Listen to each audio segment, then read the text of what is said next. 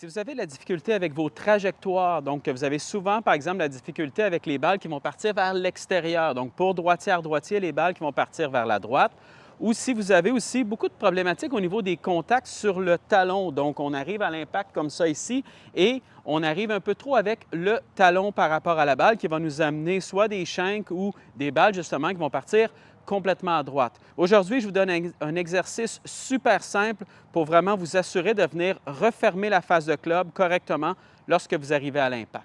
Ultra simple, en fait, ce que vous allez faire, c'est que vous allez simplement vous assurer, lorsque vous allez redescendre à travers la balle, d'avoir l'impression que le logo de votre gant va faire face au sol un peu plus dès le départ de votre descente.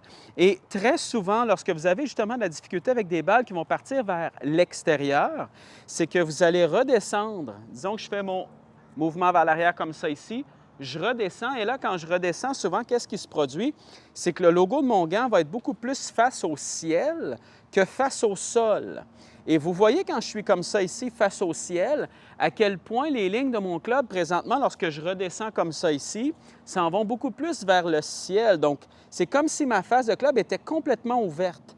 Si je laisse redescendre à l'impact comme ça, vous voyez à quel point ma face de club s'en va vers la droite et s'en va un peu vers le ciel. Donc, je vais avoir toutes sortes de difficultés à aller chercher de la puissance et à aller chercher aussi la bonne trajectoire. Moi, mon but est de ramener les lignes du club à peu près là, droite lorsque j'arrive à l'impact. Et ça n'a pas besoin d'être parfait du tout, mais on ne veut simplement pas être dans les extrêmes.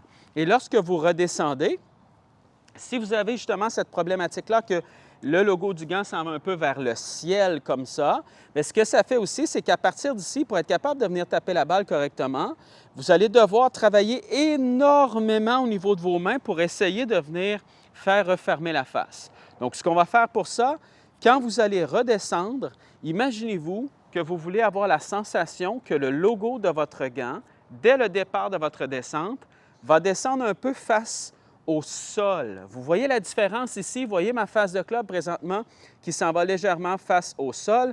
Tout à l'heure, j'étais comme ça ici. Donc, si je suis dans cette position-là et que je continue à tourner le corps, vous voyez que ma face de club, qu'est-ce qu'elle fait? C'est qu'elle arrive beaucoup plus vers ma cible devant moi. Tout à l'heure, lorsque je redescendais comme ça ici et que j'arrive à l'impact, vous voyez tout de suite la différence. Et comme je vous disais aussi, si vous avez la difficulté avec les coups, souvent là, que vous allez venir taper complètement sur le talon, mais c'est exactement le même principe. Si vous redescendez à travers la balle avec les mains qui sont ouvertes comme ça ici, donc le logo vers le ciel complètement, ce qui se produit, c'est que c'est le talon qui va arriver en premier et non pas le centre de la face comme ça ici. Donc ça va énormément vous aider au niveau de vos contacts aussi.